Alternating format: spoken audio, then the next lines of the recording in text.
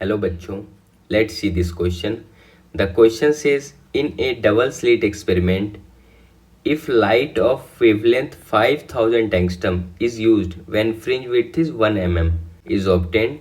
If now light of wavelength 6000 angstrom is used without altering the system, then the new fringe width will be.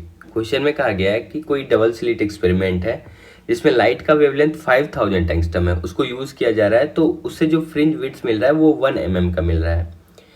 अगर same system को रखा जाए और सिर्फ light के wavelength को 6000 एंगस्ट्रम कर दिया जाए तो नया फ्रिंज विड्थ कितना ऑब्टेंड होगा।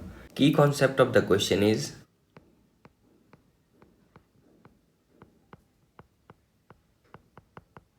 Fringe width on double slit experiment.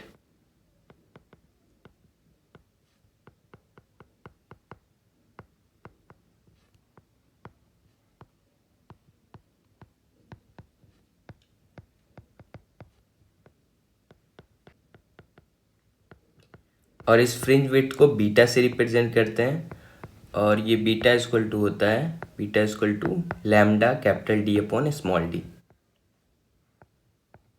यहाँ पे डी जो है स्लिट से लेकर स्क्रीन के बीच का दूरी है और स्मॉल डी दो स्लिट्स के बीच का दूरी है। तो इसकी कॉन्सेप्ट की हेल्प से हम लोग इस क्वेश्चन को सॉल्व करेंगे।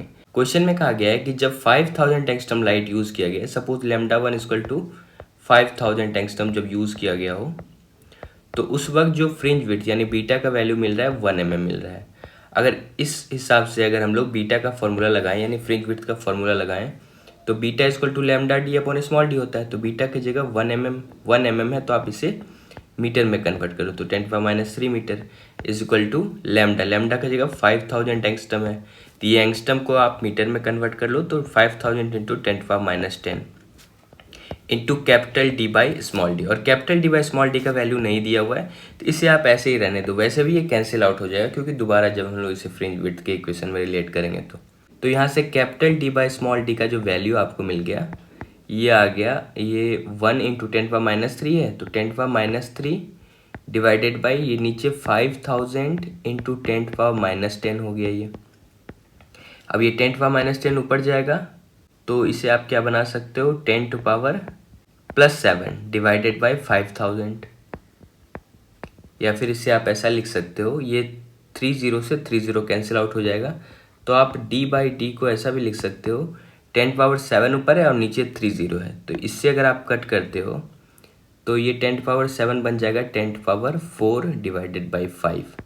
इसे आप ऐसे ही रहने दो, ये capital D by small D का वैल्यू, इसे आप और भी सिंप्लीफाई कर सकते हो, चाहो तो आप ऐसे ही रहने दो। अब दोबारा कहा गया है कि जब वेवलेंथ 6000 एंगस्ट्रम यूज किया गया हो तो इस पर अगर आप लैम्डा 2 इक्वल टू हम लोग मान लेते हैं 6000 एंगस्ट्रम, तो उस कंडीशन में जो फ्रिंज विड्थ आएगा वो कितना आएगा। तो हम लोग फिर से फॉर्मूला लगाएंगे beta equal to lambda D upon small D. तो यहाँ से बीटा हमें निकालना है, फ्रिंज विड्थ नया वाला है तो इसे बीटा डैश बोल दे रहा हूँ इक्वल टू लैम्डा 2। इस बार जो वेवलेंथ यूज किया गया वो 6000 एंगस्ट्रम है तो 6000 into 10⁻−10 metre into capital D by small D जो पुट करेंगे तो उसका वैल्यू हम लोग देखो निकाल चुके हैं 10⁻4/5, तो इसे आप 10⁻4/5 पुट करोगे तो यहाँ से जो वैल्यू आएगा वही आपका नया फ्रिंज विड्थ बीटा डैश हो जाएगा। तो ये देखो ये 6000 में जो 30 है ये 1 2 3 है और यहाँ पे 40 है तो ये वाला 4 है तो 10⁻7 तो इसे आप बोल सकते हो 6/5 और ये 10⁻−10 और 10⁻+7 तो 10⁻−3 हो जाएगा। तो 6/5 को आप क्या लिख सकते हो 1.2 इंटू 10⁻−3 मीटर। अगर आप इसे mm में लिखो तो बीटा डैश इक्वल टू हो जाएगा 1.2 mm। इस हिसाब से करेक्ट आंसर कौन सा हो जाएगा, option number 3 is the correct option 1.2 mm। Hope you understood it well, best of luck, thank you.